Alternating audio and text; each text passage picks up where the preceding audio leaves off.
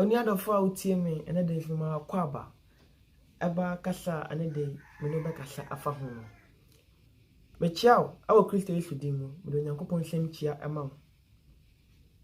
na adofo biom eyemani gipan se oti nkwem na oti mene na ne amno be chei ubetie ye wo nhirawo se ubetie na me no ba beka no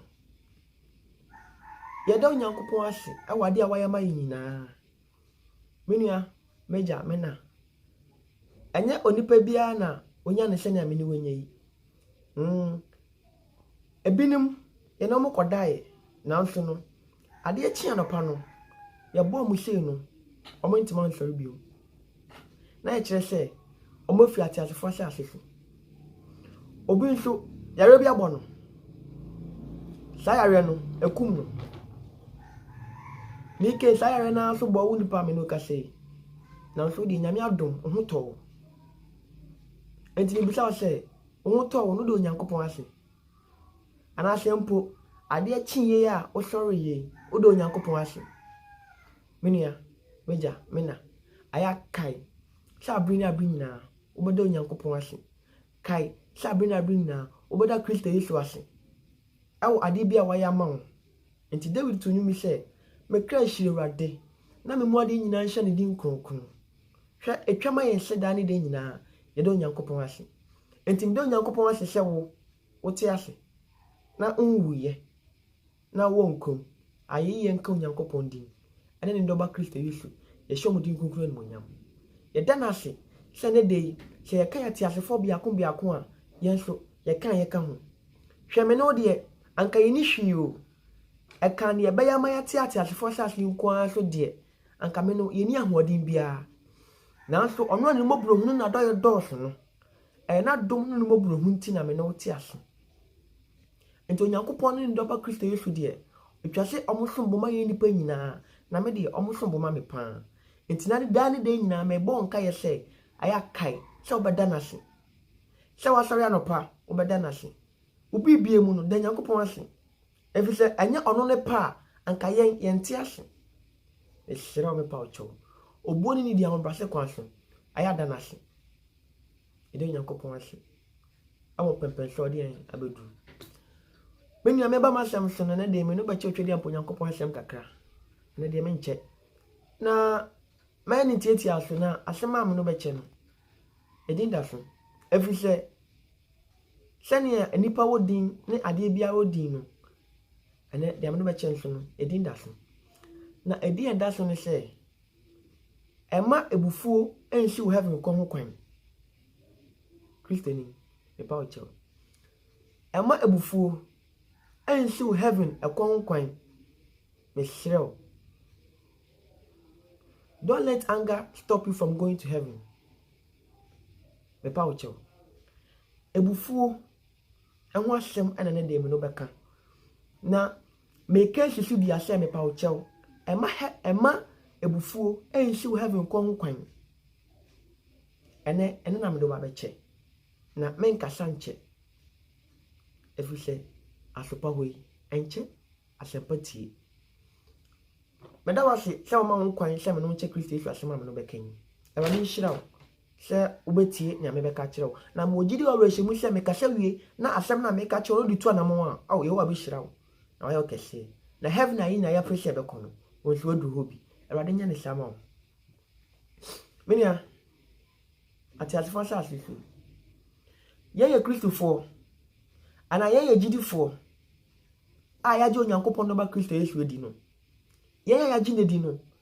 ye botae ba ko a eda yin su pa ne se ye wo echi no ye be ko osoro himem ye wo echi no ye be ko bia ye pa bia Kristo Yesu se okopa amayen enu nti osoma ne won konkron be ka ye ho na wa ye ko gina fo no sa bia ye no ye pese enko hobi ye Kristo fo enti Kristo ni bia botae ba ko ne se obenya heaven akọ ni wo echi na ansa na ye be ko heaven no ye enim se etwama ye se eden ye bo abrabotene ni menua o Kristo ni odofo enti so abrabotene ye bo ana se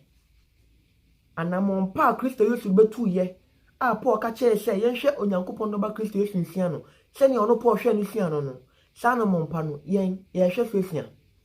orofo e mama yin bi se hu si na se yen hwe sa nyoma we nyina so nsia ye na ye ne epede a ene abotaye sie no se pese fa nko so hima mu a heaven ne de orofo yen ye ni free so enti Bible se mayen ye say ni say ana say mayen ye boha hwe obi wo ha oyo Kristoni no okwa wiase mu kakra na obo nyame mu kakra okwa wiase mu kakra na obo nyame mu kakra odofo me che o se ne awo yen emwa wo me pa o che o obodi ni dia hobrase kwa so uboye nyu ayonu uboye hwehwa yeshi na so me dia me kan fama o se uboye nyu awo Kristo Yesu mu na mom menko yeshi ana menko wiase mu menye wiase kakra onyame kakra wiase kakra nyame so kakra da bi amboa wo oba nyame so nyame so me fi da men kan fo ma o se koye wiase efise ye nyankopon asempakafo na nyame asoma ye no ye kire wo se wiase nye enti men kire se ko wiase me pa wo chew enko wiase mu bra Yesu Kristo mu na be fi me urade do ba Kristo Yesu na wo echi no onyankopon ma wo kra me pa wo chew ene de mu no be ka se fa bufu hu hwe se na me di kan ka ye se Kristofo nyina ye botan se be ko so ahemmu no mo en ka se mi kire wo menua ebufuo ebetime si heaven ko nkwan ebufuo ebetime ma heaven na ye pressure be ko no ebesi nkwan hwe ebufuo ye ade ba ko a etwama ye hye ye hwe yie wo ho papa efise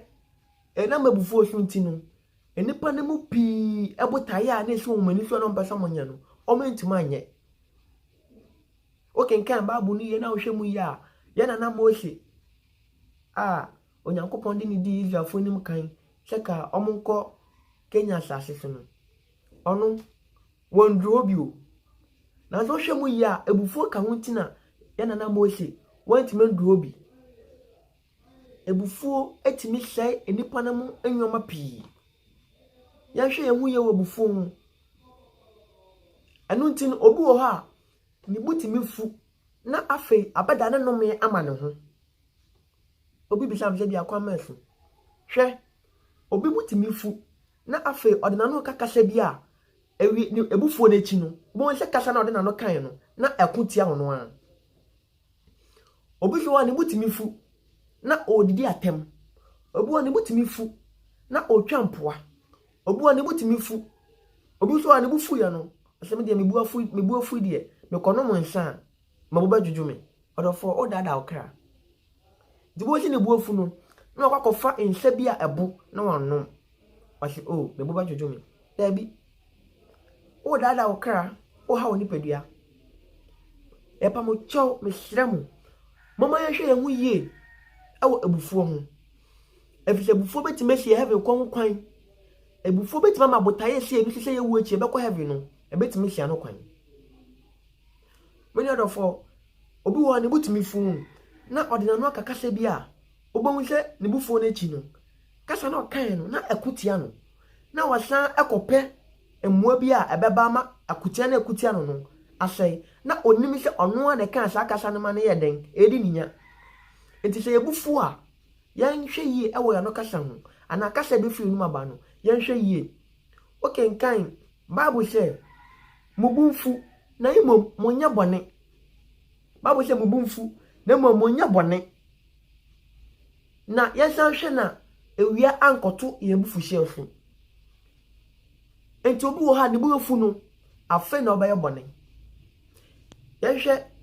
Adam ba yana na Adam ne ba Cain onipa odi ewu aidi kan wasase so ani Cain ena mabufu nti na Cain die na oye farmer ana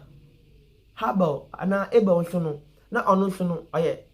ohwe ndwan so oye shepherd na ohwe ndwan so oye gwanhwefo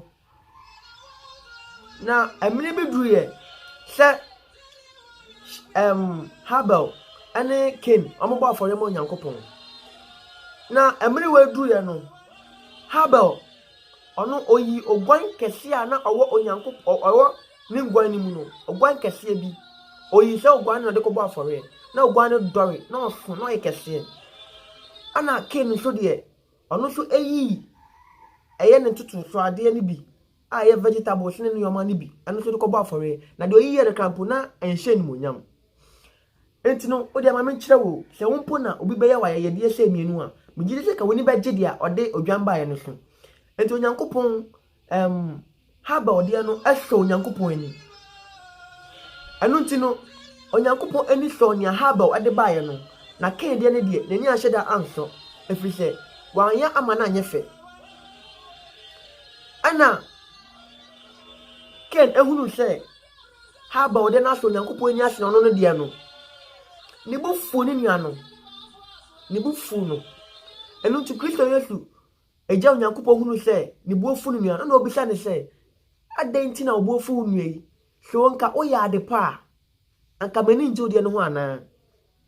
menua ye hwe na asem ni ko wiye enam ebufu a ni bufu ni nuano funti no ekowie no okum okum ni nuano Ken killed his brother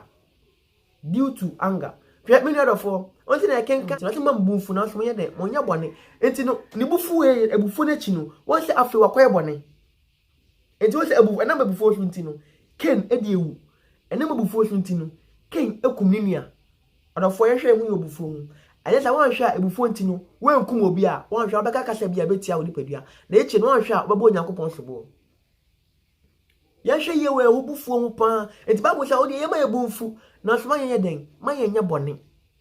menua bufu ahwe ni ye anya sa anhwe na akoka asem bi etie onyankopon efiri obi wo ha onyankopon ehira obi na obi koso no na eye ne ya na ne buofu na so ese hunu se insatia wo we anya ne nyina na yepe enti anya obi be wo denim aso obi anu tie wo president and vice president anu tie obi wo denim so obi na so de onua wo ne onim no eye wo ya obuofu no enam so nti no okache onyankopon sa no do onyankopon boni ye enam so nti no okache onyankopon se ene ehwe onyankopon me de on pemi ye nti hwe bia ode obi aduru na ade me aduru na me de hwe me awoka no obo onyankopon sobo onyankopon so nanim de yema odipa bia na ede oyema no ebi mpo na wudu sa bia ye na odipa ko na wotan no wa ebia na wo agya onyankopon so ebi ka mpo na sa bia no duru ha won hwe enche na wa de na wawu enu to onyankopon nim de yema nipa bia na ode ma no nti obi wo ha otikios mu obi so ha ote start building mu anya so onyankopon hu yo onyankopon hu na so ne yemu nipa bia na eden ode ma no ebia no tikios mu betina start building mu a na wan hwe a wabaya homaso sanso na ebi so a na ote start building mu no betina kios mu a wan hwe na wa eden odi ne hu nti odofo na onyankopon de ma wo nyina no hwe so ye na tina so ye na bom pa ye che onyankopon so ma wo so na jai se obufu afoforo mo woni mu no ehira mpa che oboni ni de ma ba se kwanso ama obunfu obi ade ana sade bi obi wona ma obunfu efise bi ana sade ko na be ka wonsa unhu de bia ote bia ba wako wie ehira me pa ucho ya hwe ye hu ye wo bufu mu papa minim onipa bi a ana ma bufu sunti aware abo no abawe bi ebufu nti na aware obaware no bo no mami abaye ameka no wasemi na ope kunu aware ope be ma ware no na onyin on je ma so de unyin no de na atwa so ware e se bia mfie bi beduru a wanhwa wontimi wu bi mu enti abawe bi na ope kunu ayeden aware ana be ma nim difo nyansafo enumonyamfo bi ehunu abawe yi na ne ho ye ne fe na enye ahofaso nti na oka so baware na mum esanse na oba no osuban pa enam sa so nti aso baware oba yi edidimu ana oba abawe fie no ko na ma me wo ne papa o se me hu oba we na me pese me nware no na mo so we kwanda ho tene etwa so ba ya mamre ampani ampa akwaya mamme akototo snap ne neoma koma awofo a oba ware no enti time na ofre oba yi se ono ni pie adofo ye hwe ne bufo ma oba we ekowie enti na mo na o se o oba we bra no mo mpie na mo ko restaurant edidi bia na mo ko didi to mo ko ye ma papa yi aje aduane ma mami aye na ire oba be ware no fiancé ana ono so aje na aduane na omudi na abawe bi twem abawe na otwem no ne ho ofeyi ana barima no eka se oh oba otwem yi de ne ho ofe eno kampo o ka kire ne yi na oba no ba ware ne hye onhwe o na ba yo na otwem ne ho ofe menua eno ani o ana oba yi bufu ye den kasa ana me de me hunya ofe ana den onija ye nwanam mai tese o se na me de me hunya fe ana den obi oba ware me wo kan fo ba foforo ana be man oh enya ne sha me nka se ne wo fe ne wo na mo me se ne ho ofe bi ke krampo na oba yi ho ofe se no na so be man me se bi akoka be ka se ware ne biom anu nti no be man se enya ne sha na me ka no oh me nka se ne wo fe se no na mo me se me kan fo no o se mpo kwa ma che so ho ofe pen na de na wo ye se egbanu anu bani bu ofu kikiri den kasa ye be man ni panim edi na tem na be man se na sa na osuban tie obi am be ware o hwese na osifa ye me menua anam atem de odidi be man no ene ne bufu afu ye kase enti no be man ka kiso ana okoye kwatena ne kemu pa oko efri se me no kasa be si ne oba ni hu be man biem se ebia o sa ma be ware no meguso no san kase oba ma bia so mbaye se o san be ware oba no me no kase oba yi ebra atwama no se owo no watwem wanwo ena mabufuo so ntino wanware sebe oya krampo eden akọ ne mirabrem ena mabufuo nti menua ebufuo de ayade bia eha nipa esan senya bone ana o san to aso se yema awia nkoto ebufu hyew so obi wo ha ne bufu anei 5 years later obe kai se na ne bufu ye na obe se gina asem no so asan ka aden ebufuo ehye nipa kwan ebufuo ehye inhira hwe obi wo ha botai bi sene nusu se obe se omeye se ana se obe se onform ya de we nanso ebi asa de kuna pese wo ye no ye ya ka beboa wo ena mabufuo so ntino ade kuno wontima anye ebufuo timidi nipa nya ebufuo etimma obi wu ebufuo ya hwene ya ebetime sie heaven kwan kwan enti obufuo a aya hwe okasem yie obufuo a mandidi atem obufuo a manku obi wo ne butimi fu na dane ne ntokwa ana me proud ana me de hey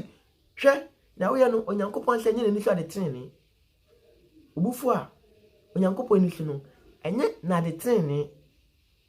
enti ya hwe ye hu ye wo obufuo ho efise ebufuo etimi ba nipa so na wakaka se bia ebedi ninya ebufuo etimi ba nipa bi so na inhira onyankopon wo ma no sha inhira no abono enti kan James chapter 1 verse number 20 a Bible say efise ebufuo enye onyankopon eni so adetrene enu ntino hunu se obuofu no sam prempre no enye onyankopon ni so adetrene ntimenia ye hwe hu yie ewo bufuo mu anya sa edebi no abrabo eboy nyina no ebeye kwa ena mabufuo so nti obi butimi fu na ono obi ku ntokwa omutimi kwa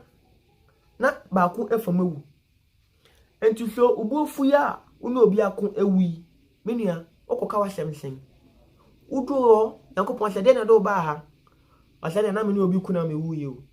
enti so man kire wo se enyama wo se woko kan 2 Timothy chapter 2 verse number 24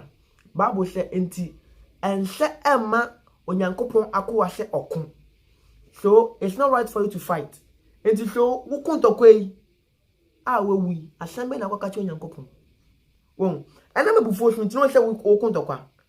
ubufuo efu ntino se woni obi ku ubufuo efu ntino won se wudidi obi atem wo wutrim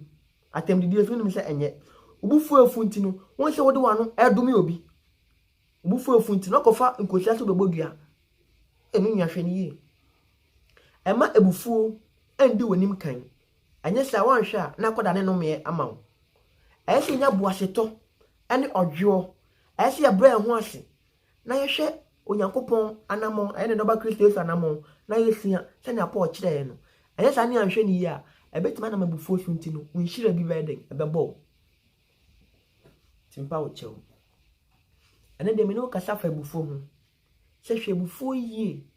ebuba bo se mo obufu na so monya den monya bone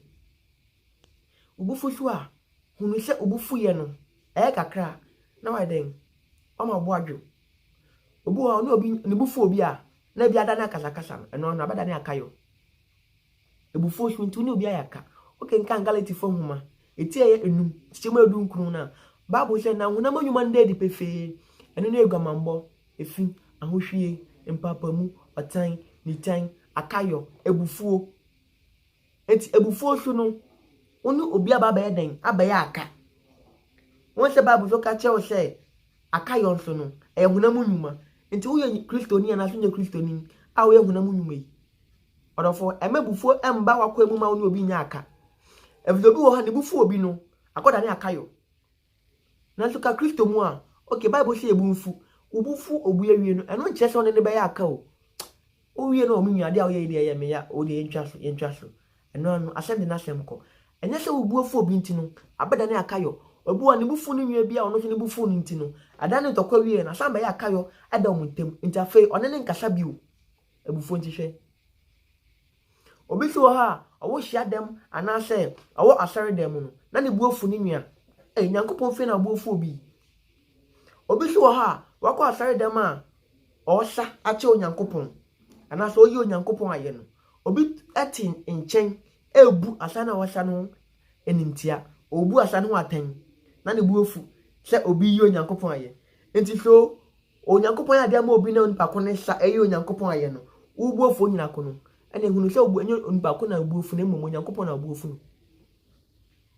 hwe me ka kire o se oye bibi ebo onyankopon so anase oye bibi abema onyankopon adwuma etumpon na obi gina nchen ebu wanimtia na obi gina nchen ebu atan a enhwe de nipa eka na mmom hwe ne hunu se oya ma onyankopon efje Bible say adwuma bia yesa be kase ye no yenye no ahokeka so na ye hunu se ya ma no onyankopon na mmom enya nipa enti oye adwuma bia ma onyankopon a hunu se waketia wo soro enya nipa na be ma waketia enti fa woni tu onyankopon so na so nyame yie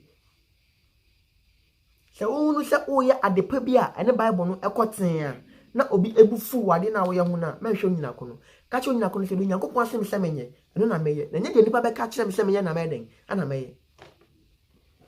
arafo ma woni bre nyame som na fa wotu Kristo Yesu na mo brapa no nyankopon ma je o ewe ebre no ebufu oso ntino papa bi kum ne yere arafo ebufu ebiem no ebufu ya de bia bi ta echire boni bi ta ebufu echi pa bi ta echire enti wan hwe a obufu kakra bi no obo na bonsam de ne ho agim na afi wakwa eboni na Bible se mo bufu se mo nya boni amenia hwe hu ye obufu hu obi so ha ne de ne bufu ya mpata no ne bufu ya mpata no uso ni mo no bo se uso ni mo debi ne bufu ya mpata no odo fo me pa o chew sawo ye sani pani bia bompa e cho nyankopon se oma wo hunhum a ebetima ma wa hye obufu so na obunfu ati because anger can lead many people to hell before ebetimi di nipa pi akọ osefo di jem pa o chew hwe hu ye obufu mu se onyankopon se ebufu onye ne so adetene enti hunu se obuofu no shamprinprin no enye onyankopon ni so adetene da enti ya hwe ye hu obufu mu fi se obuofu yi ukoye bone a emfata ma wo se wo Kristo no yesa munya me pa wo chew kana hunu se wo Kristo ni enti batwe ho afi bufu hu eponya Kristo fo nko na bufu komo ye nipa nyina ebufu enya ade a etwase da ya mani dedu we ho enti onipa bi wo ha na obi pena sempa onipa bi wo ha na obi pena sem yie a wo susu ya papa ya eden afa no ho nanso onyina ko ni bufu ye na odi na no kakase bi na odidi atem na otwa mpo no bo ni se onipa di odo pa di na church na abofra me pena sem na se nipa me pena sem mi sha no tie ana hwe ni bufu ye sem o keka na atem di odi ye anu anu no ho do afi ni mu won se obufu ya kakase bi nti ho do afi obi mu obi so ni butimi fu papa na odidi ni papa na ne mama bi atem na wonim se Bible say di woje no nani na wonkwa aware wasase so Kayejani a wofo no krampo de enka emfata se ma ebufu emfata ma krampo etoda krampo bi me wo me se etoda area etoda bi a eja na enano bi a omba ebribi ai bi a be haye kakra na so no menua na no ba ti asfo sha asisu de etwa se o ma no respect ubuno. You need to honor them. If you can't honor, any Yankopon pa, any Yankopon pa, ka, and for no so man batty as fast as this. Now, there be a maker, and mamma papa to do be a be. Or the four, Mamma dear Nanny Jansu any. Now I share who ye a buffoon. And yes, sir, a buffoon tino. One share, not be a puppy a passy uncono. Yan yanko. Bible cry okay can Matthew sympathy enum nchemu aduonum yenu a Matthew chapter 5 verse number 22 kampo. Bible say onipa bia na bubefu no obedi atemu mufo anampo de obesi ni ase raka ase ni onipa hunu obedi for impenifo enim enti no se obufu kampo ka hunu se obufu no obedi for Onyankopon atemu waden enim ti we de me se me pa ocho hwe hu ye e obufu no anyesa na enam sunti no bia ye pa ye pressure be kwa ye osro hememu no ebia na atenefo okwa ebufo nti na wanka omo ho anye den anko papa bi ana na yere na wo ho na emre beduye na omo ukọ obi ayefro ana papa na ewie na otwe maame no na wa wonim emma atoda ọmọ ho siesie mami eche eja otwe ne pon se na sefoi na oye ne obeye ena papa ne so o chent mi dikan enti no maame no ewie ya akoto ne kunu okwanse no ena emiria enti ade me de me hunya ofa na obi a me se twen me ba sisi a ahosese na me sisi keka obetwen we no ade won do me ana me no kuba bi abetwe me na so ne me nante a ofere den na wo me hu abema ne se o anya ne sawo na me penentem enu nti na me de uja wo na mpo se oba betumi to de ento asonko ne jai kasa no ma me ne so asem ni mu saa twen asem ni mu ama mo ko ayefo ne baaye e bedu fie na ogusu ka asem no ho asem na ogusu ka ho na papa yebu fuye ana no so mu Jakoya kasa ana omo emma eka kire wo mo se majai dajai papa ye ntie mofra no mama no hwe ntie mofra no ana mama na no din papa no so no din ana omo kasa hona papa ne man nsa mama no sum hwim ana obo no na mama no tofum ohwe emi bi echi no na mama no ngusu da ho on sorry ana no hu no se adana no ye din ejo se ode ebufu bo no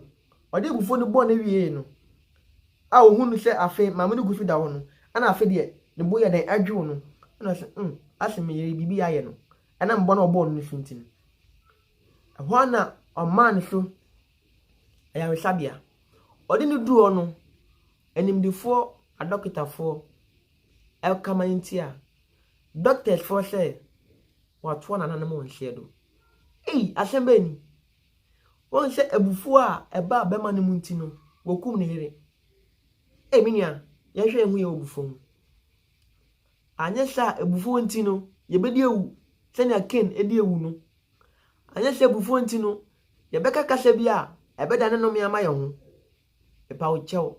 ye hwe hu ye obufu mu pa won hwe a ena mabufu a ebefu sunti no Onyankopon betime yin ne afie so hwe enti no obi wa na Onyankopon ni di wechi pa na Onyankopon do na so hwe ya obi betime fu na wan hwe ka wakaseti Onyankopon ponso do ne betime fu ho ana wan hwe ka na Onyankopon de atwe so ana mabufu sunti pa wo chewo empo atoda enipa na mu ye ebribi a eyeden eya asefem na ema yebu ye de efu na so babu sem se emua akwase agimi sem enkoye se ono enti obi ye obribi a abema ogbofu a menia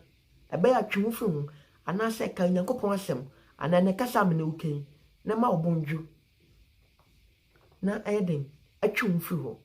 anye sa utie kasa onyina akoneka wanhwa na wonso ahaw na wosu bu akofu na koye nsempi enti me sira me pa acho kan ngunu se ye Christopher na se ye pe heaven na koyi die etwa se ye hwe ye ho yie awo bufu ho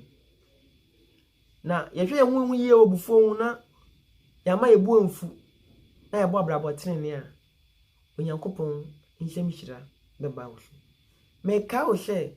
ebufu ye ade bi a anyo onyankopon eni su ade tenene sene Yakobo humati ba konchichemu eduonu kanu ase enye onyankopon eni su ade tenene ema ye nipa se ye den ye bufu nti ebu ofu no onyankopon eni su ade tenene timinia beja ekiro kai na hunu se ebufu wo hoi ebeti mama obiri bia eden asei epa wo chewo yan fa ye hutu onyankopon so na ya mobra pa efata se Christopher na yakodi enu achi no yakodi de awo oso ahimemu me yo Christoni we yo Christoni e Christopher ya mobra botrene yan kai hunu se dane de nyina ya bebo mpaye efise eno so ye kwan ba ko ene onyankopon edi nkita ho nti bompaye dane de nyina na Yehowa ehunu no nkawo menua meja e papa mede asem ni kwa wiye no na me kire wo se hwe na hunu se anche na otwedi ampo onyankopon asane na heniemu no yeden na oba